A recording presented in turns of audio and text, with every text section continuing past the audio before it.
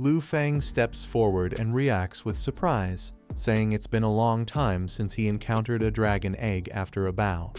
In front of him are a poison dragon egg and a closed book. A notification confirms he acquired one poison dragon egg. Lu Fang looks at a statue and thanks the senior's blessing, saying he'll have the Huang family send people to properly repair the old shrine when he returns. Lu Fang picks up the book and remarks that he got so focused on the dragon egg, he forgot there was also a book. Holding the book, Lu Fang reads the title Explorer's Notebook. A notification describes it as a fine quality item, once owned by a wilderness explorer, containing the original owner's recorded observations. He flips through the book and notes the damage, concluding that the original owner must have traveled to very dangerous places. He observes the pages are filled with tiny handwriting, though faded. They're still legible. He continues reading with interest. A page records a note from the Dragon Kingdom calendar, year 589, January 30th. The explorer writes about finally seeing a giant dragon in Fallen Dragon Valley. One of the two dragons is already dead, and the surviving one remains heavily injured with no signs of recovery. Lu Fang reads this and realizes the author witnessed the dragon in Fallen Dragon Valley. A flashback shows a group of 3 people standing on a jungle-like floor. A caption confirms the entry took place 1 year ago in Fallen Dragon Valley. Another note states that everyone was happy because their fallen teammate did not die in vain. The explorer notes that as long as everything proceeds smoothly, they might succeed. The injured giant dragon lies surrounded by green mist. The plan is to tame it and retrieve the corpse of the other dragon to obtain valuable materials. One of the explorers takes out a scroll, preparing to cast a taming spell. However, he admits in hindsight that he was too naive. Despite all of them being 4th-tier masters, the dragon, though critically wounded, still radiates overwhelming power, revealing that the situation is far more dangerous than expected. The dragon roars violently, releasing green energy as the explorers panic. Despite efforts to tame it, the process fails completely. The man narrating runs away in fear, watching as his teammates are blasted by an eruption of poison gas. He turns back, witnessing his comrades dissolve from the gas. He screams for help while fleeing the monstrous dragon's silhouette. Guilt and desperation fill his face as he admits that to survive, he abandoned his teammates and barely managed to escape. The explorer recalls that although he escaped, he inevitably inhaled some poison gas, coughing violently in the darkness. Sitting at a desk, he feels his body being slowly corroded. He decides to record everything in his final moments before death. Struggling to breathe, he warns future readers to never go to Fallen Dragon Valley or awaken the dragon lying at the valley floor, which rivals a god. As he tries to finish writing about the dragon's identity, he coughs more blood and ink spills over the page, cutting his final sentence short. After reading the notebook, Lu Fang mutters the dragon's name: Devourer Demon Dragon, Abyssal Maw.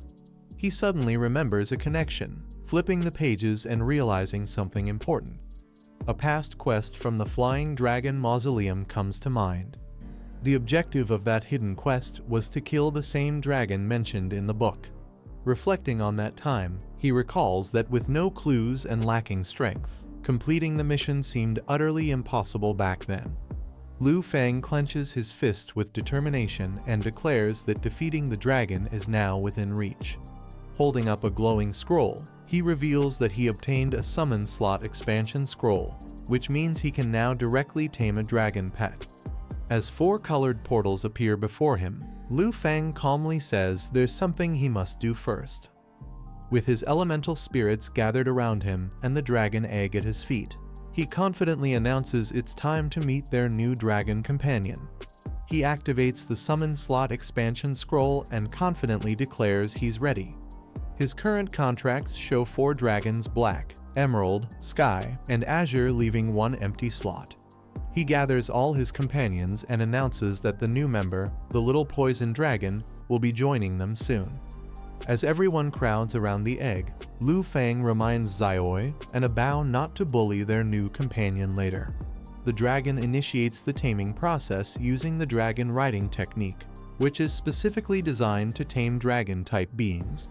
As the dragon girl initiates the taming, she is suddenly shocked when green gas seeps out of the egg and hits her in the face. Lu Fang observes the egg closely and finds it strange the dragon pet has already been contracted but hasn't emerged from the shell. The girl collapses nearby, coughing. Lu Fang notices the contract data has been registered, confirming that taming succeeded. The screen shows the poison dragon is female, level 1, with moderate stats. Spirit is her highest trait at 589, but still far below a Bao's 1,394 at birth. Just as he's reviewing the data, Lu Fang suddenly looks serious and says, "Wait." Lu Fang reads the contract details. The poison dragon possesses a powerful passive when fatally wounded. It disintegrates and revives while spreading a deadly poison that infects any unit it contacts. He notes that even touching the dragon can result in being poisoned. He compares it with other dragons that have high recovery speeds and concludes that although this one has low stats, its special passive ability makes it incredibly dangerous and useful. Just then, the egg hatches, and the little poison dragon is born with a burst of green energy, startling the blue dragon nearby. The poison dragon scurries away chirping, but a Bao chases after it. Lu Fang quickly yells at a Bao to stop, saying that's not his prey. The group hears a sound coming from behind a structure. Lu Fang and the others follow it, curious and confused. Lu Fang comments that it sounds like a timid mouse squeaking. As they peek around, a Bao suddenly pounces and shouts that he got it. The baby poison dragon appears, nervously chirping as it trembles in fear near the wall. Lu Fang lifts the creature and observes its soft, jelly-like body. He smiles, calling it a peculiar dragon one that feels just like a slime. Holding the little green dragon, Lu Fang explains that thanks to his class feature, Bloodline Affinity, he's immune to its poison. He lifts it up while the others react to the smell. Lu Fang names the dragon Xiaoji due to its peculiar cry. The little one happily chirps in response. He gently explains to Xiaoji that she needs to eat her eggshell for nutrition, or she won't grow up healthy. The dragon chirps again, while Lu Fang is surprised at how shy and socially anxious she seems. Lu Fang hands Xiaoji to Xiao Fei, asking her to make sure the dragon finishes the eggshell. As Xiao Fei joyfully takes her, a nearby dragon lunges in excitement, startling everyone. Lu Fang observes that aside from being shy and timid, Xiaoji and Xiao Fei look quite alike. He believes the two of them, along with a Bao, will become good friends. He notes that Xiaoji's ability to collect and stack toxins without a limit makes her future potential very promising. Looking ahead, Lu Fang remarks that Fallen Dragon Valley is full of poisons, making it the perfect place for Xiaoji. He plans to head there in 3 days. Xiao Fei happily hugs Xiaoji and says she'll finally get to show off her skills, while the little dragon blushes bashfully in her arms. This is the end of the video. If you guys want to see the next part, then don't forget to subscribe and like the video.